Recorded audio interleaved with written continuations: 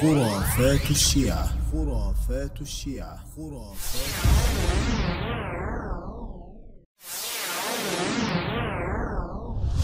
اصبر على إمامك، هذا أعداء أهل البيت. انطلق إلى إمامك فلان فاسأله أن يشفع لك، فيقول يتبرع مني إمامي الذي تذكره. من هو إمام اليوم؟ هو محتاجك يا علي.